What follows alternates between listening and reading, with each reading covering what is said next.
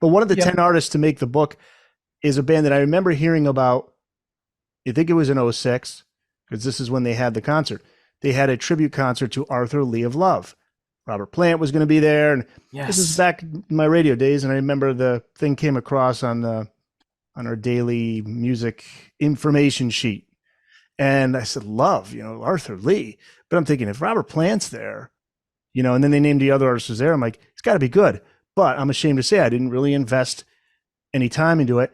And FM Rock Radio never played this band, at least during my time. But there might have been that one song, what, 7 and 7 is. Seven and That Seven was is you wouldn't have heard growing up, and I didn't either. In the 60s, it was a modest hit.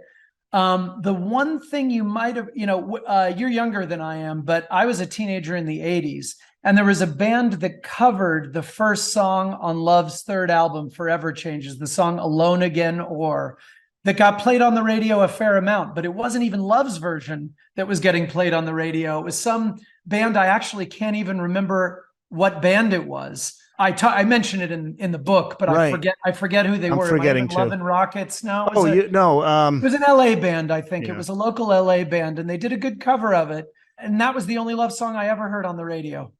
Love was a rock band the way you think of a rock band. They put out albums, they played shows, they have had lyrics to their songs. They they were not a house band for anyone else. They were their own thing, LA band. And basically, once I found out about them, I heard their album Forever Changes. Their third album was sort of the album they were famous for, and that some people considered among the greatest albums of all time. And Library of Congress has it on their list, right? Library of Congress. There we go. It turns out, if you look at almost any list from the 20th century of the greatest rock albums of all time, it'll be there. Rolling Stone's 500 greatest albums of all time from I think it was the year 2003, the first one they did. Forever Changes is 150 on the list. It's way up there. And in the UK, it's much bigger than it is here. Any list of the greatest albums of all time in any UK music magazine will include Love's Forever Changes. So they are bigger there and better known in the UK than they are here.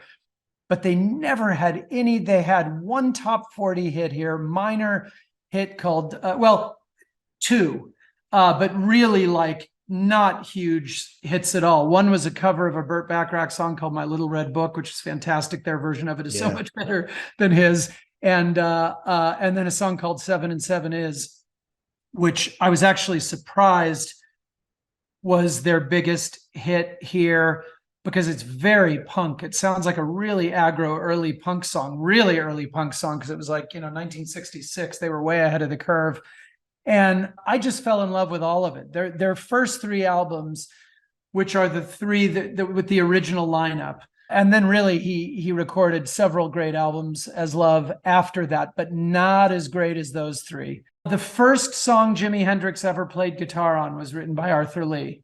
And it was recorded by a female artist before Love existed even, when Arthur was a teenager. He wrote a song when he was 19. He and Arthur met each other then and remained friends for the rest of Jimmy's life. And I tracked that friendship through the whole chapter, as you know.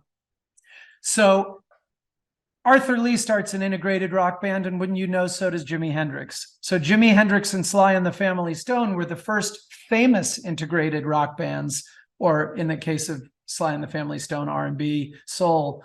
But, Jimi Hendrix learned a lot from Arthur Lee. That's all I can tell you. Love's guitar player, Johnny Eccles, used to play the guitar behind his head. Yeah. So Jimi Hendrix was around. Before the Jimi Hendrix Experience, there was Love. The Rolling Stones were huge fans of Arthur Lee's. Yeah, tell me about this. They pay homage to him in the song She's a Rainbow? How so? Yes. So She's a Rainbow, which came out a year after Love broke up. The original lineup of Love broke up. Arthur was still making albums as Love at the time.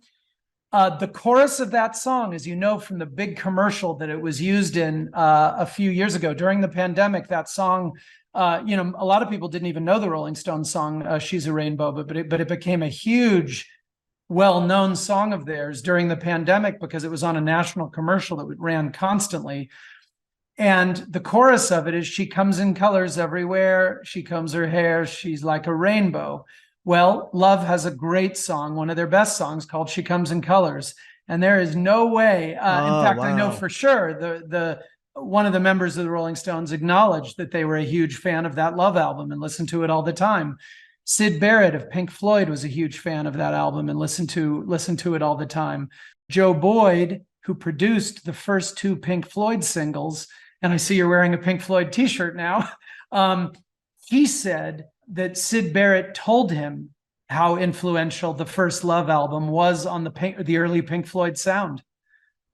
He told Joe that personally, and Joe told me that when I was interviewing him for a different chapter in the book, because Joe Boyd worked with two of the artists in my book. He worked with Nick Drake, chapter 2 of my book. He produced all the Nick Drake albums, and he also worked with Robin Hitchcock, who's chapter 4 in my book. So yeah, and anyway, yeah, so I learned that from him. I didn't even know. So I mean, that's pretty to influence Jimi Hendrix, the Rolling Stones, and Pink Floyd, and like nobody knows this band.